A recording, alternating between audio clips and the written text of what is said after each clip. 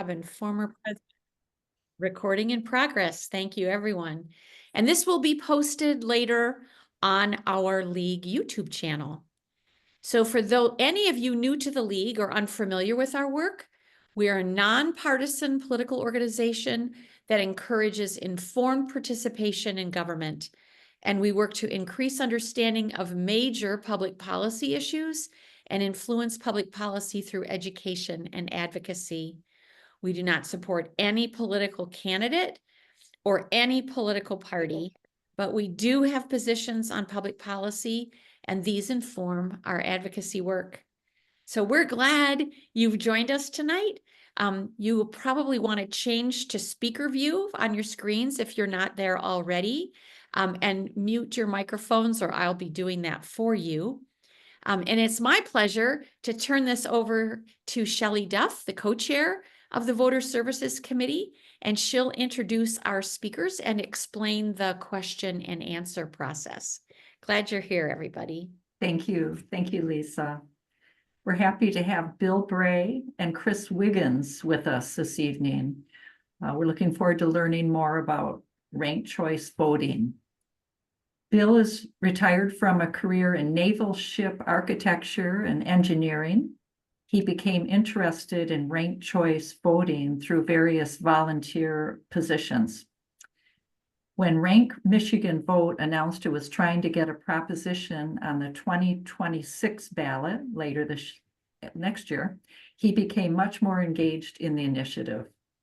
Bill and his wife, Kathy, live on Walloon Lake. Bill, I'll turn it over to you so that you can introduce Chris. Okay, thank you, Shelley, and thank you all for joining tonight and your interest. I'm going to talk a little bit at the end about the advocacy and what we're doing in Northern Michigan. But Chris is going to talk about the educational side and what ranked choice voting is. And Chris is also a League of Women's Voters member, I understand. So take it away, Chris. All right, thank you. So let me come in and start sharing my screen. And hopefully y'all are seeing a slide that says nonpartisan primaries and ranked choice voting. Mm-hmm. So I'm Chris Wiggins. I am a member of the League of Women Vote of Oakland area, Oakland County. I'm not sure exactly how long I've been a member because my wife joined first. I did some background work and helped her in doing things for the league. And then when it came to the 2023 convention, I said, I need to join so that I can get the league rate for the convention hotel. She said, no, you don't. You're already a member. Really? Well, how long? She said, some time ago. So I'm not sure how long I've been a member, but I am a member. Couple things just to be real clear. This tonight, what I have here is a presentation that the League of Women Voters of Oakland area has come up with. It was developed separately from the stuff that's being developed by Rank Michigan. And it's intended for us as our audience. The second part is that I have done policy work for research for Rank Michigan, where they need to collect data and pick up pieces of that. I've done some of that for them. So I'm not completely disassociated with them, but this is not their viewpoint. This is my viewpoint and the League of Women Voters viewpoint. So with that, let's start it. Let's get on side of it. Here's my agenda. We're going to talk about what's the problem, what are nonpartisan primaries and ranked choice voting, how do ranked choice voting and nonpartisan primaries solve these problems, how do these problems and these solutions tie to the league mission of empowering voters and defending democracy, and then a real short thing about what's next, where we're actually going to lead over to Bill Bray at that point. So what's the problem? I like the slide, this kid's saying to the person, that's why no one likes math. It's a branding issue. Everything's a problem. Well, I kind of feel that way is true about voting also in our election systems. Some of the problems with Michigan's and the US's current voting system are, number one, there's a substantial risk that the winner is someone that the majority actually opposes. Our legislatures are dysfunctional. We have a large number of safe districts that disenfranchise a very large percentage of our voters in the state. Less than 10% of voters selected 71% of the Michigan House last time. Chris, And- pardon my interruption. Can you make your slides full screen? I thought I did have it full screen. I'm screen sharing, so let me stop the share. And let me do a share again here. Share the screen. That was a Does that look better? That's better. Thank you. Okay, I was on the wrong part of it. So there's substantial, those are the problems. Partisan primaries eliminate candidates the majority wants. And they nominate candidates towards the end of the ideological spectrum who don't work together well at all. This is not all of the problems. There's a lot more polarization. You can go through a whole list of them. Influence of money, lack of competition. We restricted it to these four because time, and also because these are some that we can tie directly to the league's mission.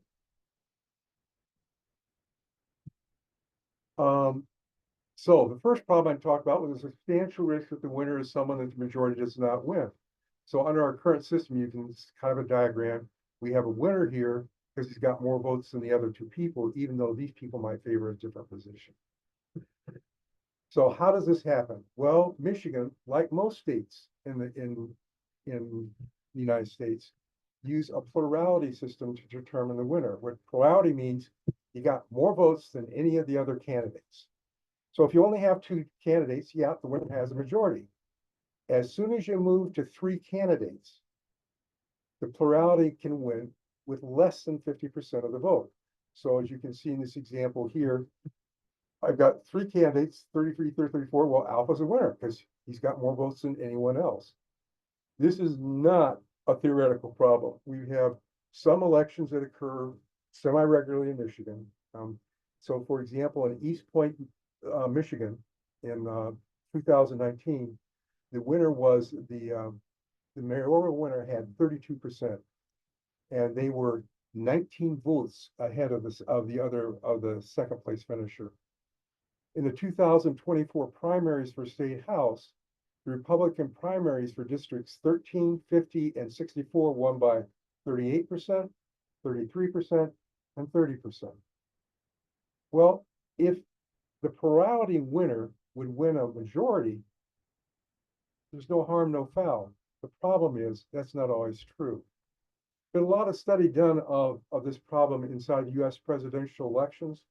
And the basic conclusion is that 7 of our 59 US presidential elections, 12%, have produced a result that the majority did not want. So we have 5 of them where it's absolutely clear. And the most recent example would be the one of Gore versus Bush versus in 2000. So if you look in here, Bush had 2000, the margin between them is 537 votes. Ralph Nader had 97,488 votes in there. So Ralph Nader, the consumer advocate, put the business-friendly person into the office. Same thing is true in New Hampshire of that. You had a margin of 72-11, 22-198. If Gore had won either of these states, he would have been the president instead. We have 2 more elections where it's fairly probable that they produced a result the majority of the voters did not want. By the way, one of those where the spoiler got enough votes to deprive someone of it was when a anti-slavery candidate got enough votes that he put a slaveholder into the White House, who then wound up turning military assets over to the Confederacy before the Civil War. That's the type of result that we get with this system. Our second problem is that the legislature is dysfunctional. I love this quote from Will Rogers. It's not a new problem. So Will Rogers, tax relief, farm relief, fund relief, dam relief. None of these have been settled, but they are getting them in shape for consideration at the next session of Congress, with the hope that those needing relief will perhaps have conveniently died in the meantime. love the quote, so it's not new, but I think it's gotten worse. University of Maryland in 2021 did a study across the country and found that the majority of Democrats, the majority of Republicans, and the majority overall, where you add in independents, there were over 150 policies for the national government that they agreed on. And these included a whole bunch of things, immigration, budget, defense, just across the board. So I want to look at the immigration proposal where they found this widespread agreement existed. So first one was require that employers use E-Verify to verify the legal staff. 68% of Democrats, 80% of Republicans, 73% overall. Provided the DACA persons a path to legal status and a path to citizenship. 92%, 69, 80%. Increase the number of visas for low-skilled workers such as agriculture. 87, 66, 77. Hire more federal workers to process the claims of asylum seekers. 96, 90, and 93%. These might look familiar to you, but they might be familiar for a different reason. In 2005, John McCain and Ted Kennedy introduced a comprehensive immigration bill in Congress. And its core proposals were these four things. So what you have is a proposals that there's been pretty well broad agreement on for 20 plus years. Congress has done nothing. If the primary job of Congress is to act on laws that reflect the will of the people they represent, they are utterly failing to do that. And this is something we can't stand. We need solutions to these problems. Next problem, safe districts give a few voters greatly disproportionate power. I like this, the cartoon here, because it's no need to push. I'm ordering for all of you. I was signing that to the other states for the primaries. I'll show you how that ties in. The great majority of legislative seats, whether you look at nationally or Michigan, are safe for the Democrats or the Republicans. By safe, I mean that one party has at least a 55 to 45% advantage. So if you look at Michigan House District 49, 45% Democrat, 55% Republican, that's a safe seat for a Republican. In House District 1, it's 90.5% Democrat and 9.5% Republican. Don't expect to see any Republicans elected there really soon. If you look at the seats overall in the US House, 380, 87% of them are safe for one party or the other. And in Michigan, we have 78 of our 110 Michigan House seats, 71% are safe for one party or the other. And 79% of the Michigan Senate seats are safe.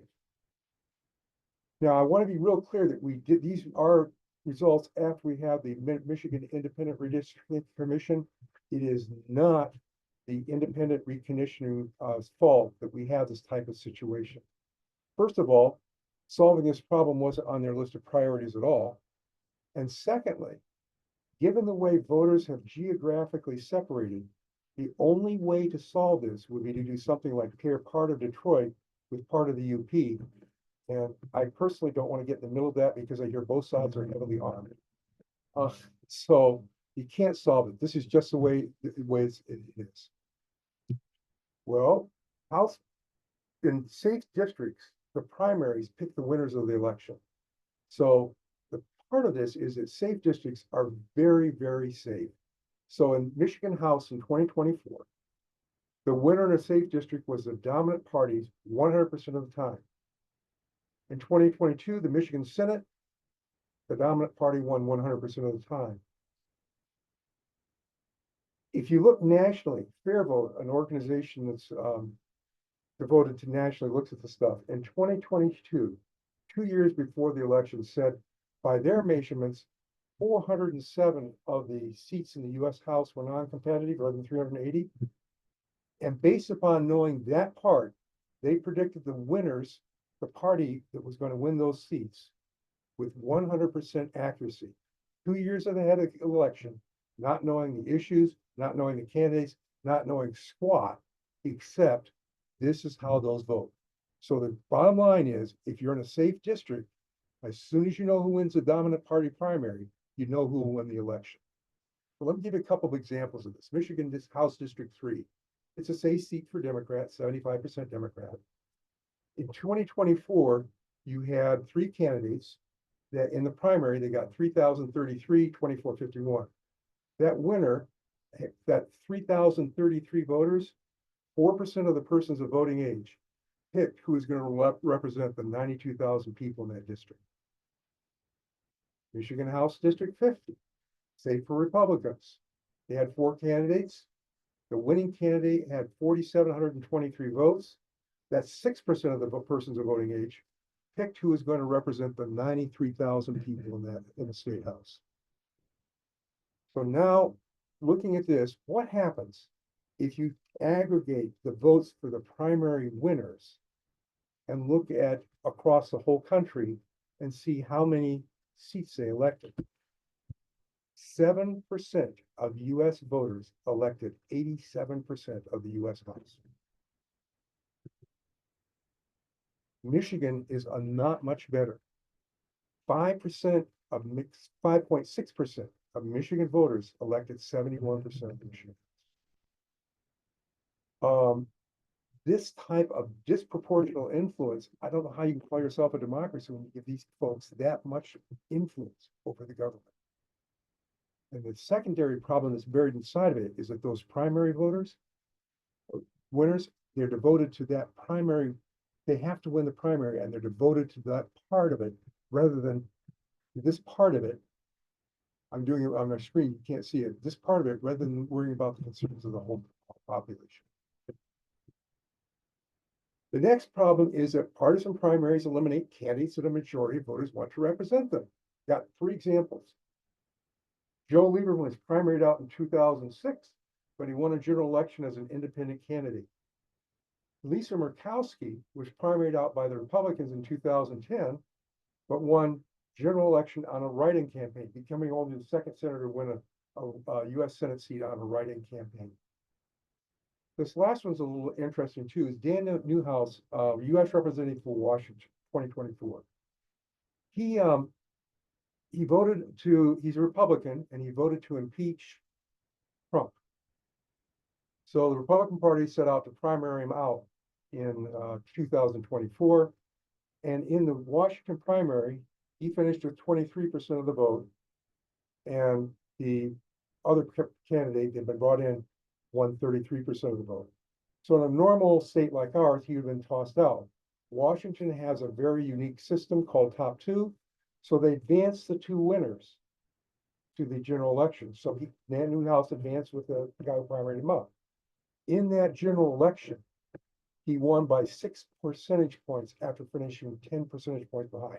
But people wanted him, not the other person. But if they'd been in a traditional partisan primary, they would have been stuck with the other person. Safe districts disenfranchise a large number of voters. So if you go through and you take all these safe districts and you add up how many people are voting age, it's about 1/4 of all Michigan voters live in Michigan House districts that are safe for the other party, which means that if they're voting honestly, they have absolutely no influence over who represents them. And I like this question here, which is, do we want a democracy where every vote counts? Or do we just want to count every vote and be done with it? I think we really want to have a vote where democracy where every vote counts. The last problem is that partisan primaries nominate candidates from the edges of the United States ideological spectrum. So this chart comes from Pew, and it shows from 1996 to 2023 that overall in the United States, we're pretty stable. So if you look at the middle band here, which is moderates, it's 36 plus or minus 1% over that entire 27 years. The number of conservative folks is also very stable, 26, 26, 27, 26, as is the number of liberal folks. Very, very stable. But let's look at the US Senate and see what has happened there. In 1982, if you look at the number of US senators that existed in the band between the most liberal Republican and the most conservative Democrat, you had 58 members of the US Senate were in that band. By 1994, it shrunk to 34 members. In 2002, it was down to 7, and it's now 0. So here's what we have. We're very stable, but the people we're electing are very different.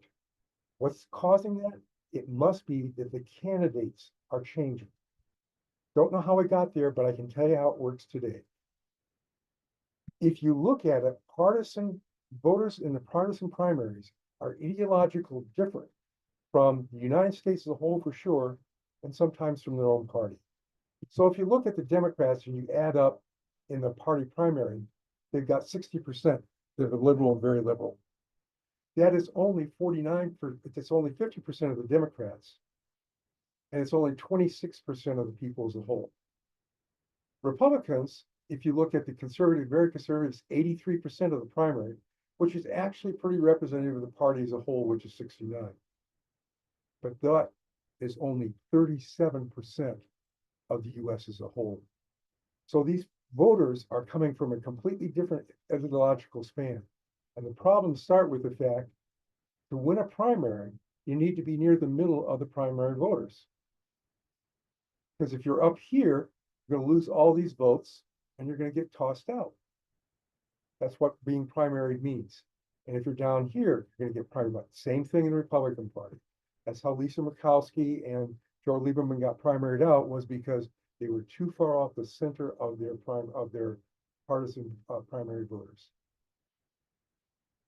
So let's take that and map the middle of those primaries onto where we stand as a country. What it means is the middle of the Democratic primary voters is over here. It's got 20% on the left and 80% on the right. And the middle of the Republican primary voters has got 18% here and 82% over there. And when I look at this, I'd like to do a quote from John Adams' Thoughts on Government from 1776. The greatest care should be employed in constituting this representative assembly. It should be in miniature, an exact portrait of the people at large. It should think, feel, reason, and act like them. And I don't think that our representatives do anything like that. And certainly when you look at when we get these candidates, how well do these folks work together to run government? Well, I'll refer you back to the slide that where for 20 years on some issues, we've been sitting in the same spot and getting nothing done. So looking at these problems here, you've got a substantial risk if the winner is someone doesn't want. Legislature's dysfunction, safe districts, disenfranchised voters, give them some primary voters greatly disproportionate weight, and partisan primaries eliminate candidates that we want and tend to produce these candidates from the ideological edges. So now to talk about the solutions, I need to explain a little bit about what ranked choice voting and nonpartisan primaries are. So today's partisan primary ballot, if this is mine from Michigan, we have this Democratic Party section, a Republican Party section, and a non-party section. And in each case, you pick one of these columns to go in, and then you vote in all the offices for this. Well, what would a nonpartisan primary ballot look like? Or the party sections, it's just all nonpartisan. So you have an office, and you have all the candidates for that, regardless of party, are inside that single list. What this means is that you, as a voter, can pick who you think is the best candidate, period. I'm not restricted by any artificial thing. I can't cross over to the slide because I voted for someone on this side of the line. You get to pick the best candidate. What you do with this primary ballot is that you, instead of advancing one winner, you advance some more. So California on Washington advanced top 2, Alaska advances top 4. There's a recommendation to do top 5, and the reason for top 5 is that comes from the university in Pennsylvania, And they say that both of the major parties is basically split into two wings. So that's why you get to 4. And then they want to leave room for a third party candidate to come up with 5. Alaska, like as I mentioned, has a top 4, and a very interesting story how they got there. Got to talk to the person who helped found it. He started up a thing to do ranked choice voting, and someone else started up something to do open primaries. They got together and realized it quickly should work together. The problem was that the open primaries person was suggesting top 2 like California and Washington, and the ranked choice voting person was suggesting a top 5. So they met at a bar, got through it, going through everything's working, and this is true. They're really meeting at a bar. You get down to the end, and they said, "Well, what are we going to do about the candidates?" One guy says, "Well, 2 + 5 is 7. We can't run 3.5 candidates." The other guy says, "Well, if you'll buy the next round of beer, I'll give you 4." And that's how they came up with 4 after that extensive data analysis. So that's any number, but your point is you're going to advance more than 1. So this is actually an example of what the Alaska ballot looked like in a general election. You had the 4 winners from the primary plus room for a write-in. And you just had it by offices. So I now want to show a slide. This was prepared by in order to do this stuff right, you need to do a lot of voter education. And this was something that the Alaska State Secretary of State did a bang-up job. And this is one of the things they prepared for the voters to help get them ready. Alaskans will use ranked choice voting in general elections for federal and state races. Instead of choosing just one candidate, you fill in the oval in column 1 for the candidate you would most like to win. Then vote for your second choice in column 2, and so on. Ranking other candidates does not impact your first choice, but you don't have to rank them all. For your vote to count, you should mark only 1 oval in each row and 1 oval in each column.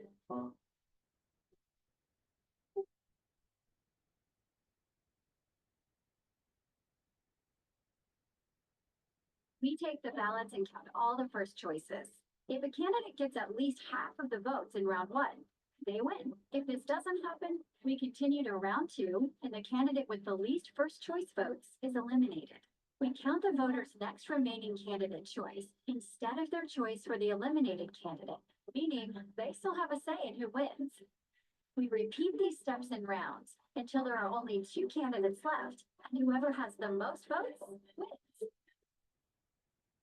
That's how ranked choice voting works. Check out our website and follow us on social media to make sure you're ready to rank it up, Alaska. Alaskans will use Let's see here. I want to advance. I want to go to the next slide. Okay, so relatively simple concepts. You vote, you have a list of candidates that you vote from the office, and you count the ranks, and you come down to where you get a majority. How does this solve these problems that we talked about? Well, minority winners. Definition, we've solved that problem because by definition, you got to have a majority win. No more of this winning by 33% or whatever. I do want to make a side comment here. I'm talking about ranked choice voting only here. And I don't want you to go away thinking that ranked choice voting is perfect, because it's not. There's Errol's theorem says there is no perfect voting system unless you want to have a one-party dictatorship, one-person dictatorship. So you can have those parts, but what I absolutely clear is I'm a lot more comfortable with having something where I have this type of majority than minority winners. The next problem, many voters disenfranchised. Well, we solved that. If you remember, there were 1.29 million voters, 1.9 million voters that are safe for the other party. Well, what they do is now when they go in to vote, they pick in this county, they pick their losing candidate for their number 1 choice. But then when they pick who would they prefer behind that. And that same person who told me about the Alaska starting told me a story that how he voted in 2024. And he said, Chris, I'm not a Lisa Murkowski fan because I'm a liberal Democrat. Having said that, Lisa is a whole lot better than any of the other Republican candidates. So I voted for the Democrat first and Lisa Murkowski second. I said, did you vote for any of the others? He said, no, none of them were worth it. Uh, so, but he had a voice in who represented him, even though his preferred candidate did not win. Problem, small number of voters in primary pick the great majority of legislatures. Well, we saw that because number one, there's no single winner. I've got 2 or more winners that are coming through. And that means they don't get to have a final say in who's representing that district. There's also a side effect that is modest, but it's important, was that when you look at nonpartisan primaries in Washington and California, there's an increase in the number of people who show up for the primaries of about 6%. The 6% number is really fascinating to me because from the League of Women Voters National Study of Popular Vote for President, what they found was that the number of voters in states where who's known who's going to win the president, it's about 6% less. I thought it was fascinating the 2 numbers matched up. What it tells me, I believe, my operating theory is that if people know their votes will count, they're going to more of them will show up. So as an example of this, if you look at Washington's participation in primaries, they're one of the states that does a top 2 primary. If you look at these are incredible turnouts for primaries. And ours is, which is actually fairly decent on the overall, is just a pittance. We also trail California, by the way. Partisan primaries problem. They eliminate candidates at the majority of the votes. Well, we solved that because beating a candidate in plurality primary isn't enough. Dan Newhouse advanced in his election. And in a nonpartisan primary, if you're advancing only 2, you have to beat him out. Very hard to do.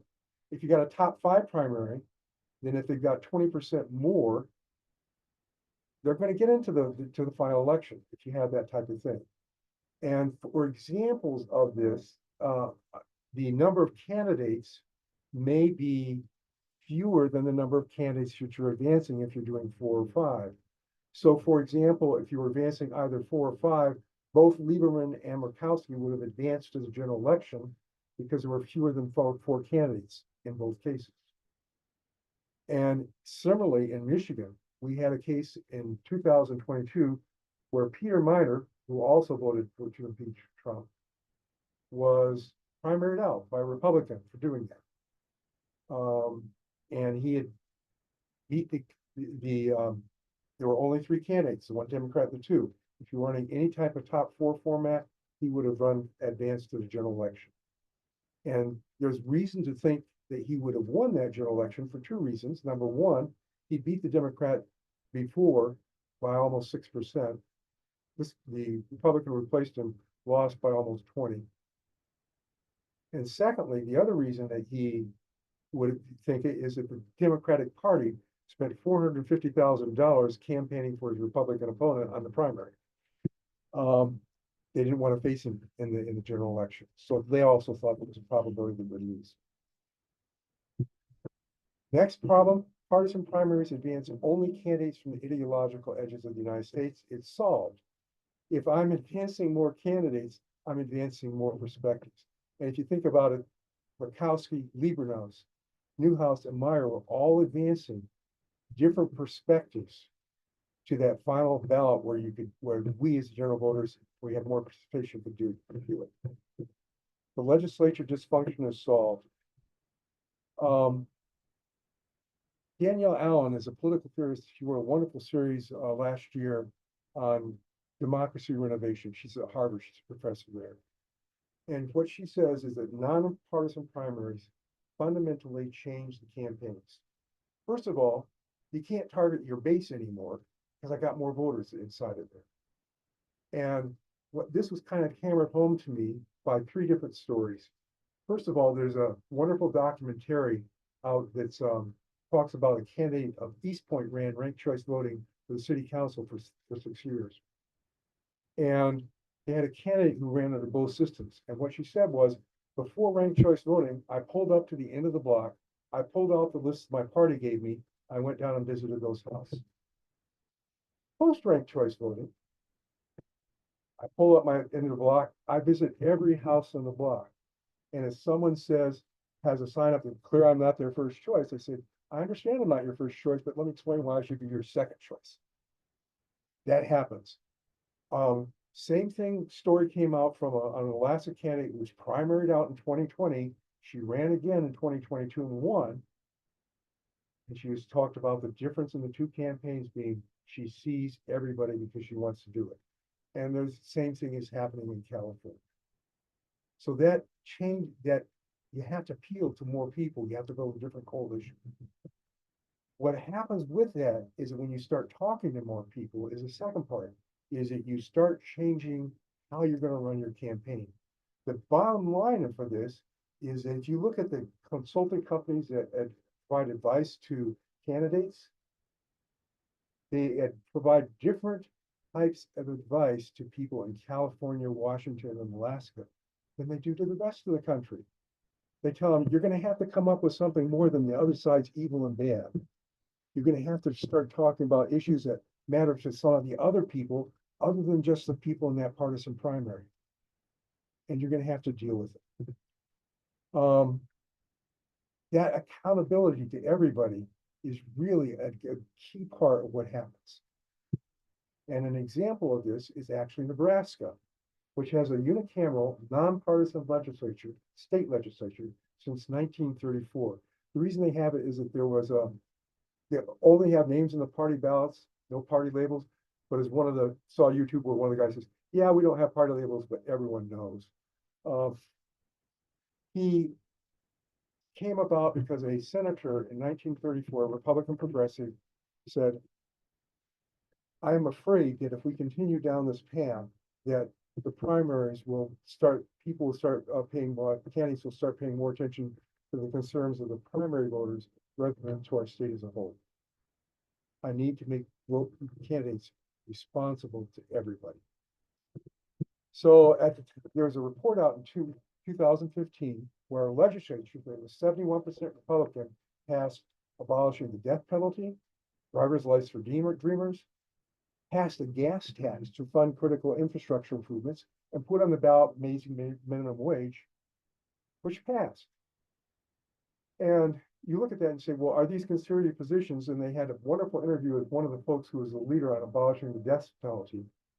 And he said, well, if you look at this, if you had any other government program that was this costly, this ineffective, and this inaccurate, you've been kicked out a long time ago. It sounds pretty conservative to get rid of it to me. That type of thinking can prevail when you're starting to pay attention to the whole system rather than what do my partisan politics dictated. And that's driven home by the fact that Nebraska's U.S. senators and representatives are elected under a partisan primary system. If you looked at those, I've gone back, and to the best I can determine, none of the Republicans in U.S. Congress supported any one of those four proposals at the national level. None of them. And the report concludes that Nebraska serves as evidence that under a nonpartisan system, debates over issues prevail over partisan politics, even in a state heavily dominated by one political party. That's what we can do. Now, how do these nonpartisan primaries and ranked choice advance our core mission? Empowering voters. Well, and a voter in a primary, you get to pick who's the best candidate. You don't have to pay any attention to that nonsense is that I can only vote on one side of the ballot. You as a voter are empowered to select the candidates that you think that pool has the best people who can fill that up, rather than saying, I'm gonna have to pick a Republican or Democrat. And in a general election, all voters have a say in who represents them. And because of the ranked choice piece of it. And if you think about that for a second, empowering the 24% of Michigan voters to have a say in who represents them will be the largest expansion of voting rights, behind only when we gave 50% of US voters the right to vote with the 19th Amendment. That seems to me to be a pretty compelling reason. Defending democracy. I can think of no more core principle or first principle of democracy than majority rule, number one. And the nonpartisan primaries make these candidates responsible to all voters instead of the people who are voting in the partisan primaries today. It increases the number of voters selected candidates. It eliminates their disproportionate impact on primary voters, and it keeps on the ballot candidates that the majority. And by electing people that are responsible to all of us, you're going to make the legislature functional, since they don't have to pay as much attention to what the party dictates. What's next in Michigan? Bill's going to talk about the Rankin Michigan vote, which is got aiming towards a ballot proposal. In the League of Women of Michigan, we in Oakland are looking to put in a ballot proposal, potentially at the 25th convention. And if there's a ballot proposal, the LWVMI advocacy has committed to review and recommend to the board what to do on it.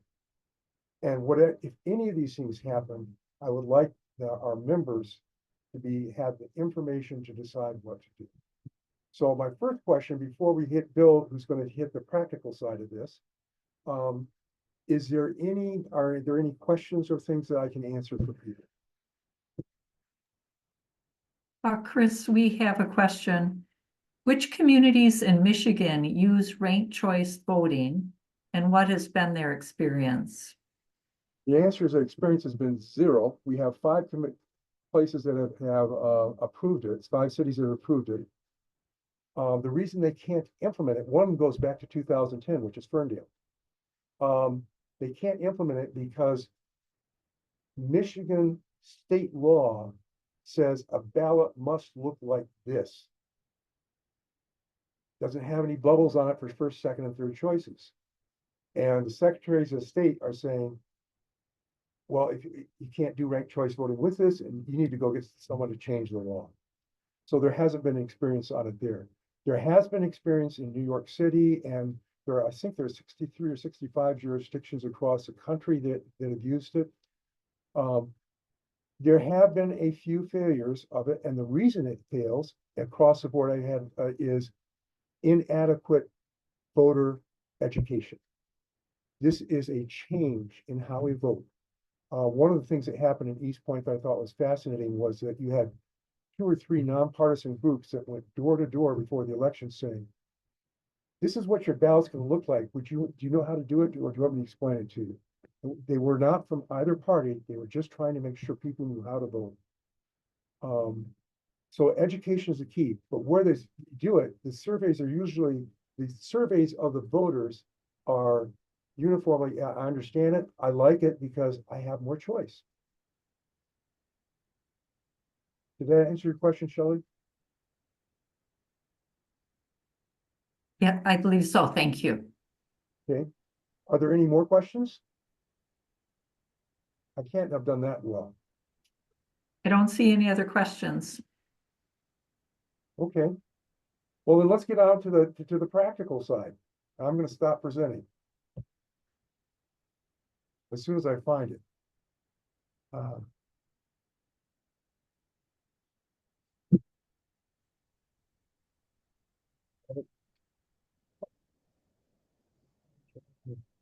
This meeting is being recorded. Okay. Sure. Oh, shoot. Okay, Bill, it's all over to you. So can you see the rank my vote slide? Yes. Great job, Chris, explaining a difficult process to get your head around the first time, but it's not so difficult once you understand it. So Rank My Vote, as Chris said, is the organization that's trying to get ranked choice voting passed in Michigan. We're a nonpartisan, nonprofit, volunteer-driven organization, and we had some success in getting those 5 ranked choice voting ballots passed in the city, 5 cities, but as Chris said, not in use yet. So we are developing a constitutional amendment for these 5 sets of races. First, last year, we were building the movement. We're continuing to build the movement and writing the amendment. And then we will need over 600,000 signatures to get it on the ballot. And in 2026, we'll need over 2 million voters to approve it. 2026 is a non-presidential election, so that is a good thing because this amendment can get lots more attention. But it's not guaranteed. We need a lot of people to engage and then maintain and organize thousands of volunteers. We need to raise hundreds of thousands of dollars and put on town hall events, education, to educate people and then to get all the signatures. We've had some success. Katie Fahey is the founder of Voters Not Politicians, and she led the effort to end partisan gerrymandering for Michigan in 2018. She's now our strategic advisor, and other folks from that organization are contributing to Rank My Vote as well. A lot of folks in the political sphere said these were amateurs, they were never going to get it passed, but they did. And we are working at developing the field teams that we'll talk more about in Northern Michigan, but we need people to help with fundraising, speaking, social media and press and media, technical areas like graphic design and operations and legal, but also mobilizing volunteers. So these are the field teams that we have for Michigan, and the tip of the mitt you see here has includes your 3 counties. And we have a pretty good presence starting in Traverse City, in Charlevoix, and in Petoskey, but we have very little presence over in the eastern side of the state. We have 1 volunteer down in West Branch. He's pretty heavily committed in other areas as well.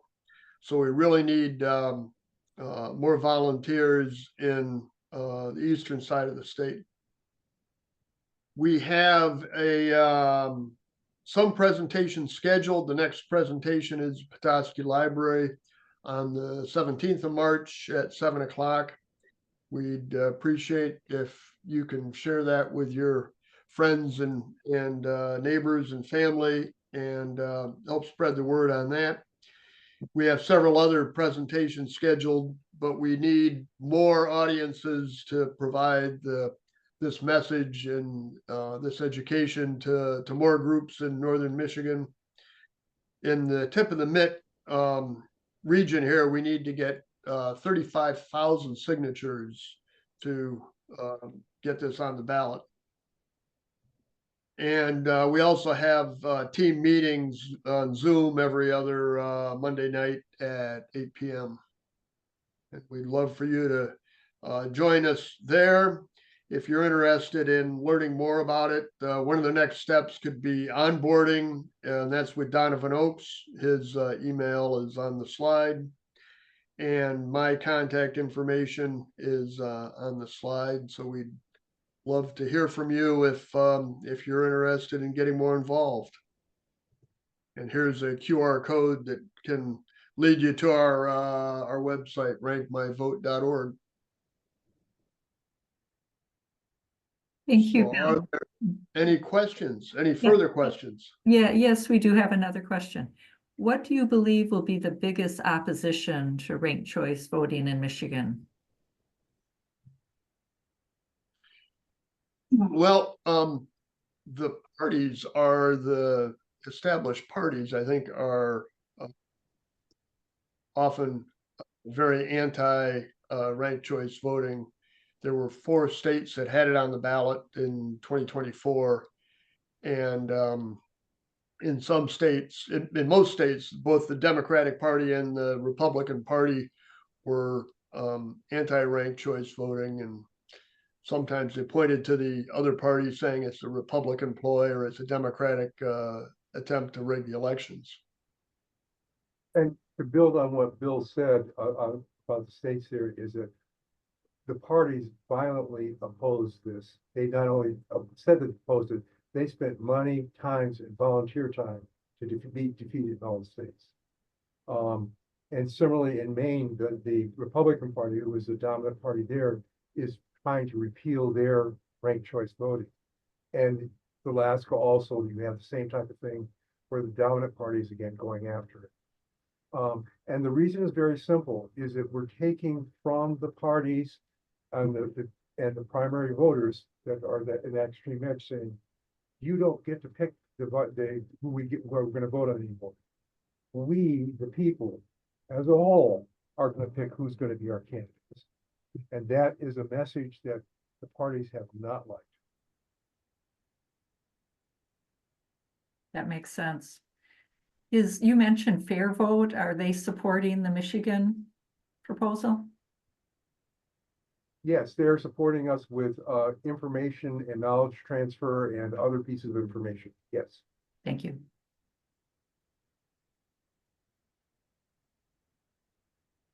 I have a question. So how hard is it? I know you said it was important for people to be educated, but how hard is it for people to understand the process and then embrace it?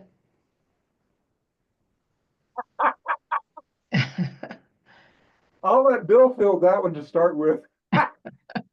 In Alaska and in Maine, where they have it, it has been the majority of the citizens are in favor of it. There was a attempt to repeal it in Alaska, and it was narrow, but it was not repealed. One of the things that happened in Alaska was after the state legislature was elected by ranked choice voting, they found that they were passing legislation with a large majority of support rather than the few percent of margin that they were passing with bills before. So that the legislators were collaborating more and developing bills that had majority support, because that's the whole thing we're trying to do, is to get more majority support from our members of Congress and elected officials. And Sue, to respond to your question, there's any number to build on Bill's answer. Your concern is absolutely one that is bugging everybody, because it is, I gave a very simple view of it. And if you look at that simple view, it still takes 5 to 7 minutes to go through it to explain how it works. And then you have to explain how the counting, and you have to do it. So it is not an easy task.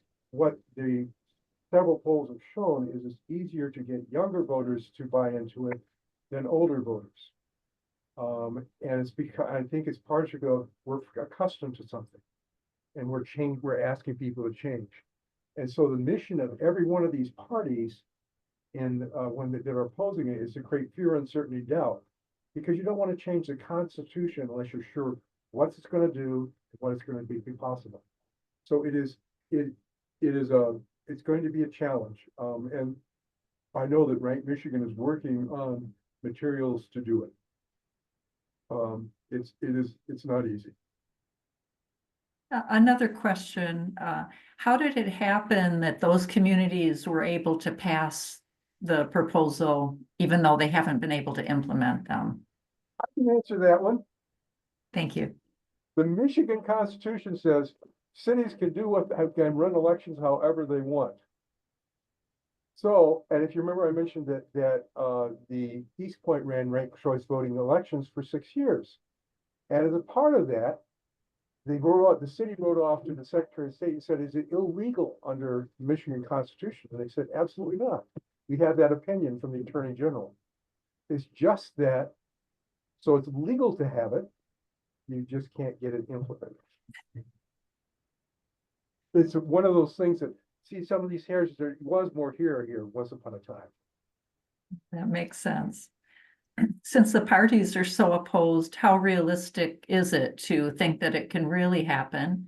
Are there any compromise positions, such as having ranked choice among the primary candidate? So first of all, the thing that makes Michigan different is that in those 5 states where ranked choice voting lost, none of them have an independent redistricting commission. They're all still dealing with very partisan gerrymandered states. We in Michigan managed to pass something. So the hope, belief, whatever, is that we in Michigan can help move this forward as well. So is it realistic? Well, I think a lot of people thought independent redistricting wasn't realistic. Right. We'll find out. We'll find out. Mhm. Ask me in about 16, 18 months from now. Well, we'll find out, but also we can make it happen. You know, it's going to require effort, and so we have an opportunity, and are we going to make that opportunity happen?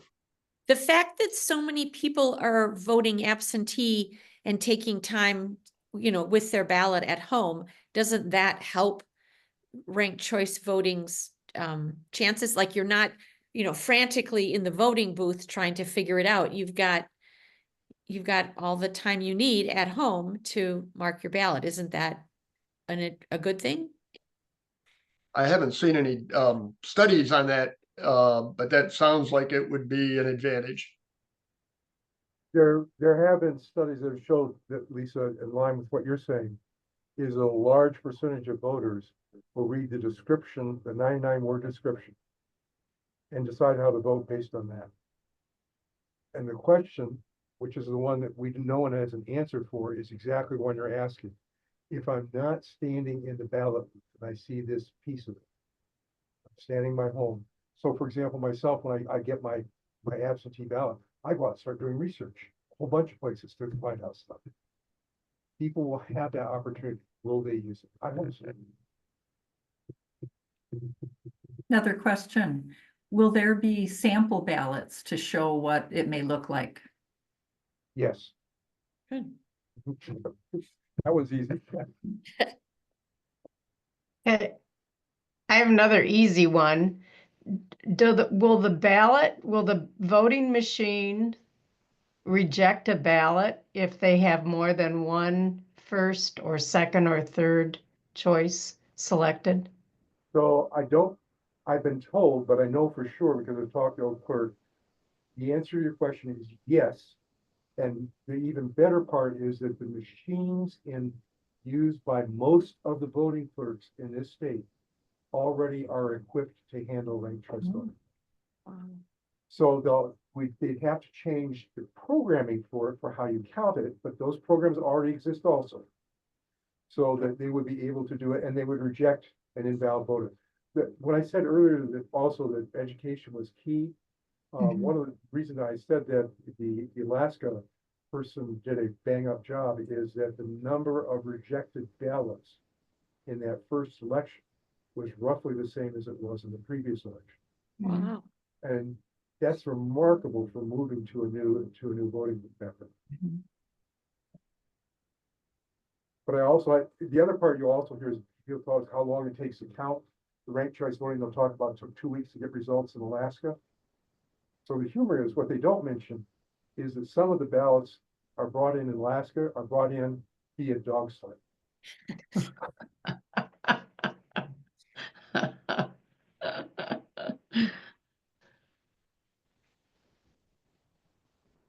It's 8 o'clock, just respecting people's time. But I don't want to cut off anybody's questions. Any other questions?